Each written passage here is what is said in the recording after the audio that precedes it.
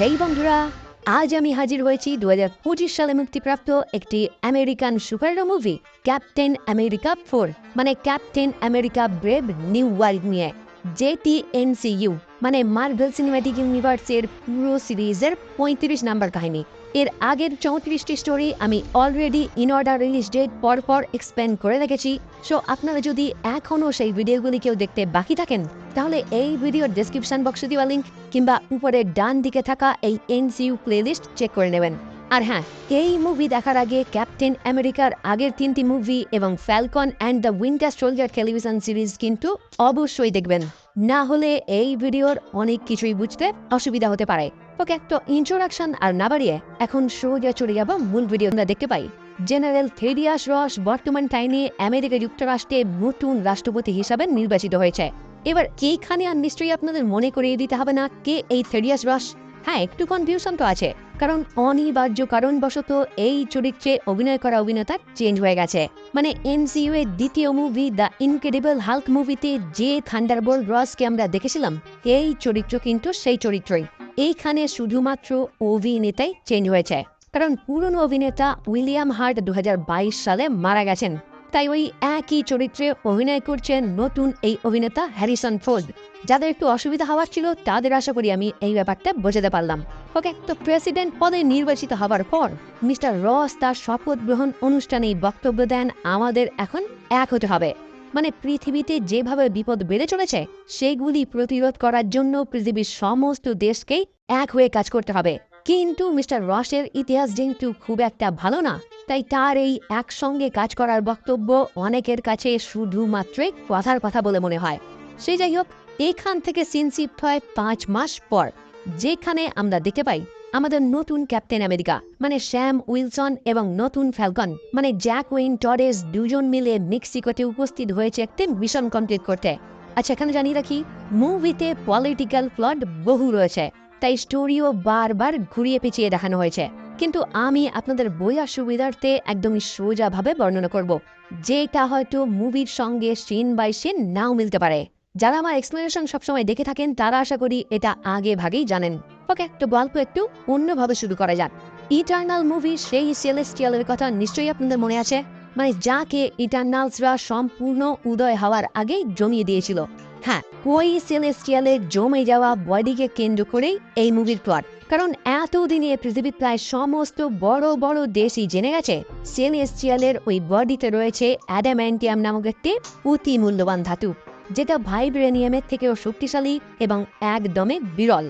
যে কারণেই পৃথিবীর বড় বড় সমস্ত দেশই চেষ্টা করতে শুরু করে ওই ধাতু হাতিয়ে নেওয়ার, যাতে সামরিক ক্ষেত্রে বিভিন্নভাবে ওই ধাতু তারা ব্যবহার করতে পারে। কিন্তু মিস্টার রস বুঝতে পারে এইভাবে চললে বড় বড় দেশের মধ্যে যুদ্ধ লেগে যাবে, যে কারণেই সে সমস্ত দেশকে একটি মিটিংয়ে একত্রিত হওয়ার প্রস্তাব দেয়, যেখানে তিনি সমস্ত দেশকে জানাবেন সেলেস্টিয়ালের বডিতে থাকা ওই অতি মূল্যবান ধাতু সমস্ত দেশ একত্রে মিলে খনন করবে এবং পরবর্তীতে সমানভাবে সেটা সমস্ত দেশেই ভাগ করে দেওয়া হবে। তাহলেই আর কোনো দেশের বিরুদ্ধে ঝামেলা সৃষ্টি হবে না। কিন্তু এই মিটিংয়ের আগেই জাপানের কাছে থাকা অ্যাডামেন্টিয়ামের একটি স্যাম্পেল সার্পেন্ট সোসাইটি নামক একটি গোষ্ঠী চুরি করে নেয়। এবার এইখানে অনেকেই ভাববেন যে জাপানের কাছে অ্যাডামেন্টিয়ামের স্ট্যাম্পে কোথা থেকে এলো। আসলে বিভিন্ন দেশ ওই সেলেস্টিয়ালের বডি পরীক্ষা করার জন্য বেশ কিছু স্যাম্পেল সংগ্রহ করেছিল, যেখান থেকেই তারা বুঝতে পেরেছিল ওই বডির মধ্যে রয়েছে অতি মূল্যবান ধাতু অ্যাডামেন্টিয়াম, আর সেই স্যাম্পেলই জাপান দেশ থেকে চুরি হয়ে যায়। ফলে রাষ্ট্রপতি রসের নির্দেশেই স্যাম এবং টরেস মেক্সিকোতে উপস্থিত হয়ে ওই সার্পেন্ট সোসাইটি গ্রুপের কাছ থেকে অ্যাডামেন্টিয়ামের স্যাম্পেলটি হাসিল করে নেয়। কিন্তু দুর্ভাগ্যের বিষয় ওই গ্রুপের লিডার সাইড উইন্ডার স্যামের হাত থেকে পালিয়ে যায়। তাই এই মুহূর্তে স্যামের আর জানা হয় না ওই স্যাম্পেল তারা কার কথায় চুরি করেছিল। এবার এই মিশন কমপ্লিট হওয়ার পর টরেস যখন স্যামকে জানায় সে এখন থেকে সমস্ত মিশনেই তাকে এইভাবে সঙ্গ দেবে, তখন স্যাম তাকে জানায় সে এখনো পুরোপুরি প্রশিক্ষিত না, তাই তার এখন পর্যাপ্ত ট্রেনিং এর প্রয়োজন, যেটার জন্যই স্যাম টরেসকে নিয়ে উপস্থিত হয় আইজিয়া ব্র্যাডলির কাছে। এখানে এই চরিত্রের সঙ্গেও নিশ্চয়ই আর নতুন করে পরিচয় করিয়ে দিতে হবে না, কারণ Falcon and the winter soldier television series থেকে এই সুপার সোলজারের সঙ্গেও আমরা অলরেডি পরিচিত। তো টরেসকে আইজিয়ার কাছে ট্রেনিং দিতে নিয়ে আসার পরে প্রেসিডেন্ট রস, শ্যাম এবং টরেসকে ইনভাইট করে সেই স্পেশাল মিটিংয়ে উপস্থিত থাকার জন্য, যেখানেই প্রেসিডেন্ট বাকি সমস্ত দেশের উদ্দেশ্যে এক হয়ে কাজ করার জন্য আহ্বান জানাবে। তো এইটা জানতে পারার পরেই আইজিয়া শ্যামকে পরামর্শ দেয় রসের হয়ে কাজ করাটা তার একদমই ভালো লাগছে না, কারণ ক্যাপ্টেন আমেরিকা কখনোই কারোর আন্ডারে কাজ করেনি। আর তাছাড়াও রসের ইতিহাস একদমই ভালো না। আসলে এই রসের কারণেই আইজিয়াকে প্রায় কয়েক দশক কারাগারে বন্দী থাকতে হয়েছিল, যে কারণেই তার প্রতি আইজিয়ার একটি ক্ষোভ রয়েছে। কিন্তু শ্যাম তাকে শান্ত করিয়ে তাকে সঙ্গে নিয়েই উপস্থিত হয় হোয়াইট হাউসে, যেখানে মিস্টার রস শ্যামের সঙ্গে একা দেখা করে তাকে প্রস্তাব দেয় সে যেন দায়িত্ব নিয়ে অ্যাভেঞ্জার্স টিম আবারও গঠন করে, কারণ পুরনো অ্যাভেঞ্জার্সরা এখন আর নেই। যেটা শুনে শ্যামও খুশি খুশি তার প্রস্তাব গ্রহণ করে। যারপর সঠিক সময় মতো প্রেসিডেন্ট সেই মিটিংয়ে উপস্থিত হয়ে অ্যাডামেন্টিয়াম চুক্তি সম্বন্ধে সমস্ত দেশকে বিবরণ দিতে শুরু করে, মানে কিভাবে সমস্ত দেশ একত্রিত হয়ে অ্যাডামেন্টিয়াম খনন করবে এবং পরবর্তীতে সেটা কিভাবে সমানভাবে বিতরণ করা হবে এইসব। কিন্তু ওই মিটিংয়ের মধ্যে হঠাৎই আইজিয়া এবং আরও 4টি সোলজার প্রেসিডেন্টের উপর গুলি চালিয়ে তাকে হত্যা করার চেষ্টা করে। ফলে ক্ষণিকের মধ্যেই আইজিয়া সহ ওই 4 জনকে গ্রেপ্তার করা হয়। কিন্তু অবাক করার মতো বিষয় হলো, আইজিয়াকে দেখে শ্যামের এই মুহূর্তে সন্দেহ হয় আইজিয়া হয়তো নিজের জ্ঞানে এই কাজ করেনি, খুব সম্ভবত অন্য কেউ তাকে এই আক্রমণ করতে বাধ্য করেছে। ফলে পরবর্তীতে শ্যাম প্রেসিডেন্টের সম্মুখে উপস্থিত হয়ে তাকে রিকোয়েস্ট করে আইজিয়ার কেসের দায়িত্ব যেন তাকে দেয়া হয়। কিন্তু প্রেসিডেন্ট তাকে সোজাসুজি জানিয়ে দেয় আইজিয়া তার পরিচিত, এমনকি ওই মিটিংয়ে শ্যামই তাকে নিয়ে এসেছে। তাই শ্যামের কোনো কথা না শুনে প্রেসিডেন্ট ওই কেসের দায়িত্ব দেয় রুট ব্যাট সেরাপ নামক একটি লেডি অফিসারকে, যে একজন প্রাক্তন ব্ল্যাক উইডো। এমনকি শ্যামকে মিস্টার রস যে অ্যাভেঞ্জার্স টিম নতুন করে বানানোর প্রস্তাব দিয়েছিল সেটাও এই মুহূর্তে সে ক্যান্সেল করে দেয়। কিন্তু শ্যামও এত সহজেই ছেড়ে দেওয়ার পাত্র না, তাই টরেসকে সঙ্গে নিয়ে সে নিজে থেকেই ওই কেসের তদন্ত করতে শুরু করে। প্রথমে সে জেলে থাকা আইজিয়ার সঙ্গে কথা বলে কনফার্ম হয়ে যায় প্রেসিডেন্টের উপর গুলি সে নিজে থেকে চালায়নি, কেউ বা কারা তাকে কন্ট্রোল করে ওই কাজ করিয়েছে। ফলে পরবর্তীতেই টরেস যখন ওই হামলার ভিডিও ফুটেজ চেক করে তখনই সে দেখতে পায় আইজিয়া সহ বাকি 4 জনই, মানে যারা ওই হামলায় অংশ নিয়েছিল, প্রত্যেকেরই ফোনের স্ক্রিন ওই হামলার আগে হঠাৎ করে ব্লিঙ্ক করতে শুরু করেছিল। আর পরবর্তীতে একটি নির্দিষ্ট মিউজিক বেজে ওঠার সঙ্গে সঙ্গেই তারা প্রেসিডেন্টের উপর হামলা চালিয়েছিল। তাই খুব সম্ভবত এগুলোর সঙ্গেই হয়তো মাইন্ড কন্ট্রোলের কোনো সম্পর্ক রয়েছে। আচ্ছা, গল্প এগিয়ে নিয়ে ওরা জানিয়ে দিই, আজকের এই ভিডিওটি স্পন্সর করেছেন একটি জনপ্রিয় গেমিং সাইট OneXBet, যেখানে আপনি গেম খেলে কিংবা গেমের ফলাফল প্রেডিকশন করে উপার্জন করতে পারেন। বর্তমানে শুরু হয়েছে IPL, তাই সেই উপলক্ষে এখানেও চলছে ইন্ডিয়ান লিগ কার্নিভাল ইভেন্ট, যেখানে মাত্র 380 টাকা লাগিয়ে প্রায় 1 কোটি টাকা পর্যন্ত জেতার সুযোগ রয়েছে এবং এখানে আপনি সম্পূর্ণ রিস্ক ফ্রি ভাবেও খেলতে পারেন। এছাড়া BMW আইফোন ল্যাপটপ সহ আরও নগদ পুরস্কার জেতার সুযোগ তো রয়েছেই। এখানে ক্লাস গেম কিংবা অন্যান্য গেম খেলে উপার্জনের সুযোগ রয়েছে এবং বেশ কিছু ফ্রি স্পিন। এখান থেকে টাকা উইথড্রলের জন্য আপনারা ব্যবহার করতে পারেন বিকাশ, নগদ, রকেট, পেটিএম, ফোনপে এবং গুগল পে। তাই বিনোদন পেতে এখনই আমার পিন কমেন্টে দেওয়া লিঙ্ক থেকে OneXBet এর যে কোনো সাইটে অর্থলগ্নি করার আগে যাচাই করে নেবেন, কারণ অর্থলগ্নি বিশেষ ঝুঁকিপূর্ণ হতে পারে। এবার এই সব তদন্তের মাঝেই শ্যামের গাড়িতে হঠাৎ করেই সাইড উইন্ডার একদিন আক্রমণ করে বসে, যদিও শ্যাম কোনো প্রকারে তার আক্রমণ এড়িয়ে তাকে পরাস্ত করে। আর সৌভাগ্যক্রমে তার থেকেই জানতে পারে প্রেসিডেন্টের উপর হামলার পিছনে সেই ব্যক্তিরই হাত রয়েছে, যে ব্যক্তি সাইড উইন্ডার এবং তার গ্রুপকে দিয়ে অ্যাডামেন্টিয়ামের স্যান্টেন চুরি করিয়েছিল। ফলে সাইড উইন্ডারকে বন্দি করে তার ফোন টরেসের মাধ্যমে ট্র্যাপ করেই সে বুঝতে পারে এই সমস্ত কাজের পিছনে যে ব্যক্তি রয়েছে সে বর্তমানে ভার্জিনিয়ার একটি পরিত্যক্ত মিলিটারি ক্যাম্পে রয়েছে। ফলে এইটা জানতে পারার পরেই আর এক মুহূর্ত দেরি না করে শ্যাম এবং টরেস দুজনেই বেরিয়ে পড়ে ভার্জিনিয়ার উদ্দেশ্যে। এদিকে miss Ruth video footage check করে যখন বুঝতে পারে প্রেসিডেন্টের উপর হামলার সঙ্গে তাদের সকলের ফোনের স্ক্রিন ব্লিঙ্ক করা জড়িত রয়েছে, তখনই সে ওই সমস্ত অপরাধীদের সঙ্গে কথা বলতে গেলে দেখতে পায় ওই জেলেরই একজন গার্ড আইজিয়া বাদে বাকি 4 জনকেই গুলি করে নিজেও আত্মহত্যা করেছে। ফলে মিস রুথ আইজিয়াকে প্রোটেক্ট করার জন্য আরও হাই সিকিউরিটি জেলে তাকে স্থানান্তর করে।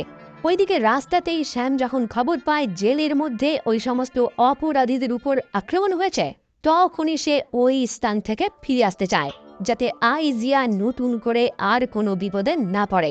কিন্তু কিছুক্ষণের মধ্যেই সে বুঝতে পারে স্যাম যে ভার্জিনিয়ার ওই মিলিটারি ক্যাম্পে রওনা হয়েছে সেটা মনে হয় ওই ব্যক্তি বুঝতে পেরে গেছে, যে কারণে সে ইচ্ছাকৃতভাবেই ওই জেলে আক্রমণ করিয়েছে যাতে স্যাম ওই মিলিটারি ক্যাম্পে উপস্থিত না হয়ে ফিরে আসে। কিন্তু স্যাম সিদ্ধান্ত নেয় ফিরে না গিয়ে সে ওই মিলিটারি ক্যাম্পেই যাবে। এইদিকে দেখা যায় হোয়াইট হাউসে প্রেসিডেন্টের উপর আক্রমণ হওয়ার পর পৃথিবীর সমস্ত দেশই এখন অ্যাডামেন্টিয়াম চুক্তি থেকে মুখ ফিরিয়ে নেয়। যদিও মিস্টার রস বিভিন্ন দেশের রাষ্ট্রনেতাদের সঙ্গে কথা বলে তাদেরকে আবারও রাজি করায়, কিন্তু জাপানের প্রধানমন্ত্রী এই চুক্তিতে আর কোনোভাবেই রাজি হয় না। ফলে মিস্টার রস তার সঙ্গে ফেস টু ফেস কথা বলার জন্য সোজা রওনা হয় টোকিওর উদ্দেশ্যে। কিন্তু যাত্রাপথেই প্রেসিডেন্টকে কল করে বসে সেই ব্যক্তি, যে ব্যক্তি প্রেসিডেন্টের উপর হামলা করিয়েছিল। আর প্রেসিডেন্টের সঙ্গে ওই ব্যক্তির কথোপকথনের মাধ্যমেই আমরা বুঝতে পারি ওই ব্যক্তি আর কেউ না স্যামুয়েল স্টান্স, মানে যার সাথে আমরা পরিচিত হয়েছিলাম দ্য ইনক্রেডিবল হাল্ক মুভিতে। আর ওই মুভিতেই আমরা দেখতে পেয়েছিলাম ব্রুস ব্যানার নিজেকে ঠিক করার জন্য তার ব্লাড স্যাম্পেল স্যামুয়েলকে পাঠাতো, যে ওই সমস্ত রক্তের নমুনা অধিক মাত্রায় স্টোর করে রেখেছিল, যার মাধ্যমেই পরবর্তীতে সে এনিল ব্রান্সকিকে অ্যাবোমিনেশনে রূপান্তরিত করেছিল। কিন্তু ঠিক ওই টাইমেই অ্যাক্সিডেন্টালি স্যামুয়েলের মাথায় চোট লাগে, আর সেই ক্ষতস্থানেই হাল্কের কয়েক ফোঁটা রক্ত পড়ে। ফলে পরবর্তীতে ওই রক্তের কারণেই তার মাথা বিকৃত হয় এবং তার বুদ্ধি আরও উন্নত হয়ে যায়। যেটা জানতে পেরেই মিস্টার রস চালাকি করে ব্লন্সকিকে অ্যাবোমিনেশনে রূপান্তরিত করার অপরাধে স্যামুয়েলকে বন্দি করে নেয়, যাতে স্যামুয়েলের ওই প্রখর বুদ্ধি সে নিজের কাজে লাগাতে পারে। আর স্যামুয়েলকে রস জানিয়ে দেয় তার এই সমস্ত উন্নত বুদ্ধি কাজে লাগিয়ে পদোন্নতি ঘটতে ঘটতে একবার যদি সে আমেরিকার রাষ্ট্রপতি হতে পারে, তাহলে তারপর রাষ্ট্রপতি হিসাবে স্যামুয়েলের সমস্ত দোষ সে মুকুব করে দেবে। কিন্তু বর্তমান সময়ে মিস্টার রস প্রায় 5 মাস রাষ্ট্রপতি হয়ে যাওয়ার পরেও স্যামুয়েলকে সে মুক্ত করেনি, কারণ বেশ কিছুদিন আগে থেকেই মিস্টার রস এমন একটি দুরারোগ্য ব্যাধিতে আক্রান্ত হয়ে যায় যার ওষুধ একমাত্র স্যামুয়েলই তৈরি করতে পারে, যে ওষুধ মিস্টার রসকে ডেলি খেতে হয়। তাই প্রথমত স্যামুয়েলকে মুক্ত করে দিলে ওই ওষুধ সে হয়তো আর নাও পেতে পারে, আর দ্বিতীয়ত প্রয়োজনে স্যামুয়েলের মতো প্রখর বুদ্ধি সে আর হয়তো কোথাও পাবে না, যে কারণেই সে স্যামুয়েলকে বন্দি করে রাখে। কিন্তু স্যামুয়েল যখন বুঝতে পারে রস তাকে কোনোদিনই এখান থেকে মুক্ত করবে না, তখনই সে প্রেসিডেন্টের ওই ওষুধে গামা বিকিরণ অ্যাড করতে শুরু করে, যাতে প্রেসিডেন্টও খুব তাড়াতাড়ি হাল্কের মতো একটি দানবে রূপান্তরিত হয়। আর একই সঙ্গে রসকে যাতে প্রেসিডেন্ট পদ থেকে বহিষ্কৃত করা যায় সেটারও প্ল্যান করতে শুরু করে, যে প্ল্যান অনুযায়ী সে ওই সার্পেন্ট সোসাইটি দ্বারা জাপান থেকে অ্যাডামেন্টিয়ামের স্যাম্পেল চুরি করে, আর পরবর্তীতে বিভিন্ন দেশের সঙ্গে মিটিং করার টাইমে প্রেসিডেন্টের উপর হামলাও করায়, যাতে অন্যান্য দেশ ওই চুক্তিতে সম্মতি না জানায়। আর এখন স্যামুয়েল প্রেসিডেন্টকে কল করে জানায় সে ওই মিলিটারি ক্যাম্পে সমস্ত গার্ডদের বশ করে সেখান থেকে মুক্ত হয়ে গেছে, যেটা শুনে মিস্টার রস খুবই উদ্বিগ্ন হয়ে পড়ে। ফলে সঙ্গে সঙ্গেই সে মিস রুথকে দায়িত্ব দেয় ভার্জিনিয়ার ওই মিলিটারি ক্যাম্পে গিয়ে সে যেন পর্যবেক্ষণ করে ওই স্থানে ঠিক কী ঘটেছে, আর নিজে টোকিওতে উপস্থিত হয়ে জাপানের প্রধানমন্ত্রীর সঙ্গে বৈঠক করতে শুরু করে, যেখানে জাপানের প্রধানমন্ত্রী তাকে সরাসরি জানিয়ে দেয় অ্যাডামেন্টিয়াম চুক্তিতে তারা আর কখনোই সম্মতি জানাবে না, কারণ জাপানের ইন্টেলিজেন্স খবর পেয়েছে জাপানে থাকা অ্যাডামেন্টিয়ামের স্যাম্পেল আসলে আমেরিকায় চুরি করিয়েছে, যেটা আবার ক্যাপ্টেন আমেরিকাকে দিয়ে উদ্ধার করে জাপানকে তারা বোকা বানিয়েছে। আসলে এইটাও স্যামুয়েলের একটি প্ল্যান। সে কোনোভাবেই চায় না রস অ্যাডামেন্টিয়ামের এই চুক্তিতে সফল হোক, সে চায় সমস্ত দেশের কাছেই মিস্টার রস যাতে অপমানিত হয় আর শেষ পর্যন্ত রাষ্ট্রপতি পদ থেকে বহিষ্কৃত হয়, যে কারণেই সে জাপানের ইন্টেলিজেন্সের হাতে মিথ্যা প্রমাণ পৌঁছে দিয়েছিল, যেটা পেয়েই আমেরিকার ওই চুক্তিতে তারা সম্মতি জানাতে অস্বীকার করে। ওইদিকে দেখা যায় স্যাম এবং টরে সেই মিলিটারি বেসে পৌঁছে গোপনে তার ভিতর প্রবেশ করলে সেখানেই তারা ছোটখাটো একটি ল্যাব দেখতে পায় এবং সেইখানেই আইজিয়া সহ সেই সমস্ত ব্যক্তিদের ছবিও লক্ষ্য করে যারাই হোয়াইট হাউসে হামলা চালিয়েছিল। আর একই সঙ্গে টরে সেখানকার একটি কম্পিউটার ঘেঁটে বুঝতে পারে স্যামুয়েল এমন এক প্রযুক্তি ব্যবহার করছিল যেটার মাধ্যমে ফোনের লাইট ফ্ল্যাশ হলেই সেই ব্যক্তি পুরোপুরি বশীভূত হয়ে যাবে। আর তারপর একটি বিশেষ মিউজিকের মাধ্যমে তাদের সকলকেই কোনো একটি কাজ করার জন্য ট্রিগার করা হবে। মানে যারা প্রেসিডেন্টের উপর হামলা চালিয়েছিল তাদের প্রত্যেকেরই মাইন্ড কন্ট্রোল করে ওই কাজ করানো হয়েছে। আরও অবাক করার মতো বিষয় হলো, শ্যাম এখানেই মিস্টার রসের ব্লাড রিপোর্ট এবং একটি ওষুধের ডাব্বা দেখতে পায়, যেটা সে পরীক্ষা করার জন্য নিজের কাছে রেখে দেয়। আর তারপরেই তারা ফাইনালি মুখোমুখি হয় স্যামুয়েল স্টান্সের, যে তাদেরকে বর্ণনা করে সেই অ্যাডামেন্টিয়ামের স্যাম্পেল চুরি করিয়েছে আর সেই হোয়াইট হাউসে প্রেসিডেন্টের উপর হামলা করিয়েছে। কারণ মিস্টার রস তাকে ব্যবহার করে আজ প্রেসিডেন্ট হলেও তার কথা মতো তাকে সে এখনো মুক্ত করেনি। তাই এখন সে মিস্টার রসকে তার ওই পদ থেকে নামিয়েই ছাড়বে। কিন্তু স্যাম যখন তাকে জানায় তার এই কাজে অনেক সাধারণ মানুষও মারা যাচ্ছে, তাই এই কাজ তাকে এখানেই থামাতে হবে, তখনই স্যামুয়েল ওই স্থানের কিছু সামরিক বাহিনীকে বশীভূত করে তাদের বিরুদ্ধে লড়াই লাগিয়ে দেয়। আর সেই সুযোগেই স্যামুয়েল ওই স্থান থেকে কেটে পড়ে। এর কিছুক্ষণের মধ্যেই মিস রুথ ওই স্থানে উপস্থিত হয়ে স্যাম এবং টরেসকে তাদের সঙ্গে লড়াই করতে সাহায্য করে। আর তারপর ওই স্থান থেকে বেরিয়ে সোজা উপস্থিত হয় স্যামের এক সামরিক বন্ধু ডেনিসের কাছে, যার কাছেই সাইড উইন্ডার বন্দী রয়েছে। তো এইখানে উপস্থিত হয়ে স্যাম সাইড উইন্ডারের থেকে জানতে চায় স্যামুয়েলের আসল প্ল্যান কি হতে পারে। সাইড উইন্ডার তখন তাকে জানায় রস তার বুদ্ধিতেই প্রেসিডেন্ট হলেও কথা মতো সে তাকে মুক্ত করেনি, যে কারণে বর্তমান টাইমে সে জাপান এবং আমেরিকার মধ্যে একটি যুদ্ধ লাগাতে চাইছে, যেটা শুরু হলে পুরো বিশ্বের কাছে আমেরিকা তথা প্রেসিডেন্ট রসের সম্মান ক্ষুণ্ণ হবে। আর বর্তমান টাইমে স্যামুয়েলের সেটাই একমাত্র লক্ষ্য, যে কোনো উপায়ে প্রেসিডেন্ট রসের বদনাম করা। এবার এটা জানতে পারার সঙ্গে সঙ্গেই স্যাম রওনা হয় প্রেসিডেন্ট রসের উদ্দেশ্যে, কারণ যে কোনো উপায়ে স্যাম তাকে এই বিষয়ে সাবধান করতে চায়, যাতে দুই দেশের মধ্যে যুদ্ধ কোনো কারণে না শুরু হয়। কিন্তু ইতিমধ্যে জাপান গভর্নমেন্ট ওই সেলেস্টিয়ালের বডি থেকে অ্যাডামেন্টিয়াম সংগ্রহ করার জন্য পর্যাপ্ত জাহাজ নিয়ে ওই সেলেস্টিয়াল দ্বীপে উপস্থিত হয়ে যায়, কারণ তারা এখন আমেরিকার আর কোনো চুক্তি মানছে না। এবার মিস্টার রস যখন জানতে পারে জাপান তাদের যুদ্ধ জাহাজ নিয়ে সেলেস্টিয়াল দ্বীপে উপস্থিত হয়ে গেছে, তখন রসও তাদের বেশ কিছু যুদ্ধ জাহাজ এবং যুদ্ধ বিমান নিয়ে সেই স্থানে উপস্থিত হয়। যদিও সঠিক টাইমে স্যাম ওই স্থানে উপস্থিত হয়ে প্রেসিডেন্টের সঙ্গে দেখা করে তাকে বোঝায় এই সমস্ত কিছুই স্যামুয়েলের একটি প্ল্যান।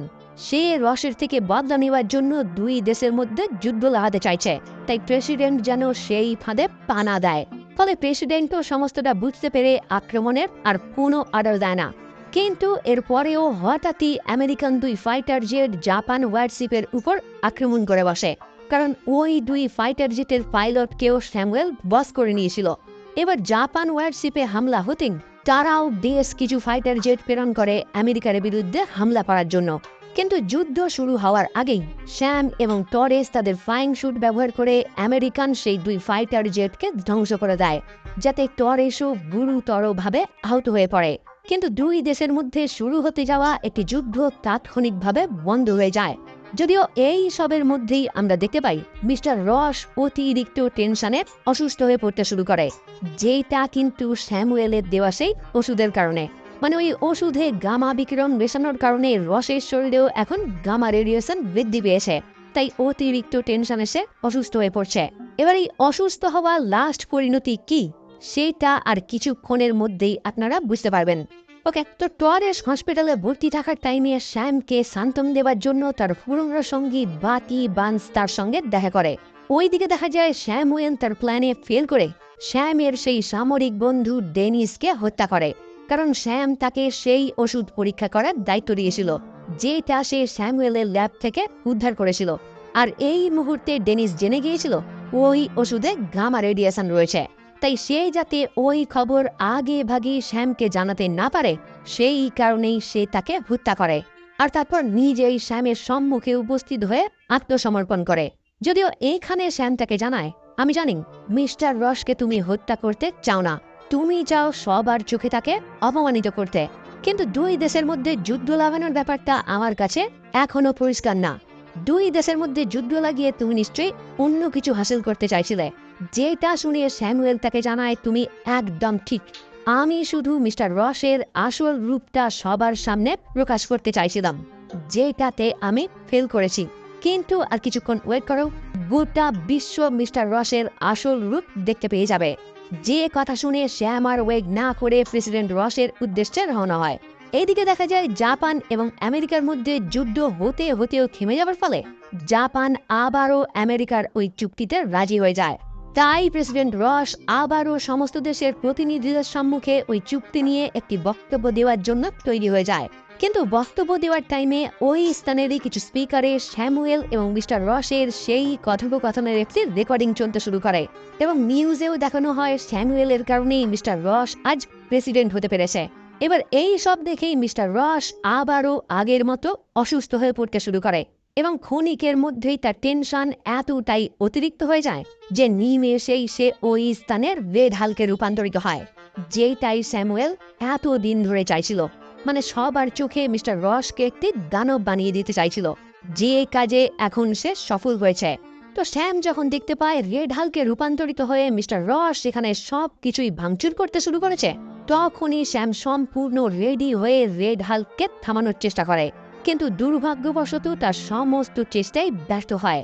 ফলে স্যাম তাকে ওই হোয়াইট হাউস থেকে কিছুটা দূরে চেরি ফুলের একটি বাগানে নিয়ে যায়, যেখানেই মিস্টার রস তার মেয়েকে ছোটবেলায় ঘুরতে নিয়ে আসতো।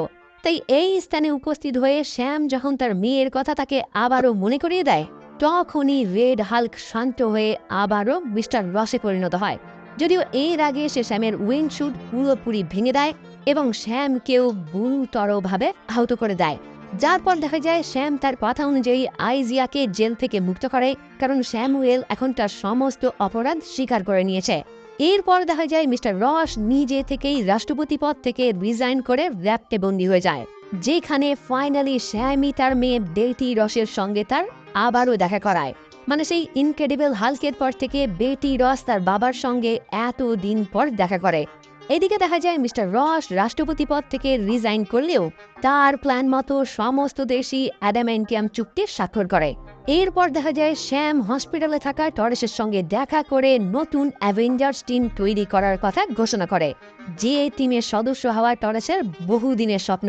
পোস্ট ক্রেডিট সিনে দেখা যায় শ্যাম কারাগারে বন্দী থাকা স্যামুয়েলের সঙ্গে দেখা করে, যেখানে স্যামুয়েল তাকে সতর্ক করে খুব শীঘ্রই বাইরের জগৎ থেকে কিছু বিপদ পৃথিবীর দিকে ধেয়ে আসছে।